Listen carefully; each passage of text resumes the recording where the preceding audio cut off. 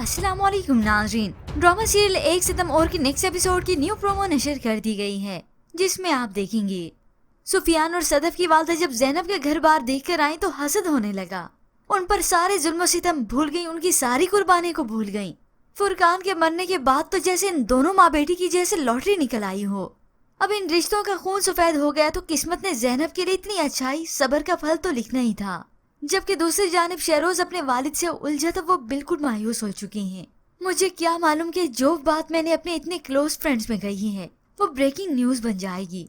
तो जैनब इस मामले में भी उन्हें तसल्ली देती है, आप परेशान मत हो, लोगों को वैसे भी मौका मिलना चाहिए, ऐसी कोई बात मिल जाए उसका तमाशा बना दें।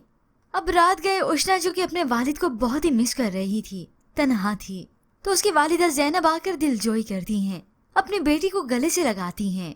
मेरी बेटी क्यों उदास बैठी है। अब इसी दौरान जब उष्णा अपने कमरे में थी तो सदफ की उसके पास कॉल आती है।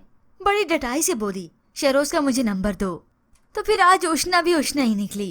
सदफ का ऐसा दिमाग ठिकाने लगा कि वो हमेशा अब याद रखेगी, शहरोज ना हाई प्रोफाइल ब्रांडी सोच रखने वाला बंदा है, तुम जैसी वैसे भी लंडा सोच रखने वाली लड़कियों से समझ में नहीं आएगी। बस फिर सदफ को इतना गुस्सा आया, उसका जी नहीं चाह रहा था कि ये उष्णा उसके सामने आए और वो उसके बाल नोच ले। उष्णा की आधी सी जिंदगी तो इसी ने तंग कर रखी थी। आज अच्छा है उष्णा ने इसे आईना दिखा दिया। जबकि व्यूअर्स दूसरी जानिब आप देखेंगे सुफियान की वालदा अपनी बेटी के लिए शहरोज के मुतालिक बात करती हैं, अपने शोहर को यही जताती हैं कि नया रिश्ता एक और अगर बन जाए, फुप्पो और भतीजी एक ही घर में रहे तो कैसा होगा। अब इधर इन्होंने अपने शोहर के कानों में ये बात खिसका दी तो उधर देवरानी भी बड़ी चालाक निकली, अपने शोहर को ये सारा भाभी का मामला बता दिया कि जैनब के सौतेरे बेटे से उनकी बेटी सदफ की शादी हो जाए। बस ये खानदान दोनों ही हसद की आग में जलता रहेगा। और वहाँ उष्णा जिस पर ये आजमाइशें तो आई हैं मगर आखिर कामयाब भी तो होगी।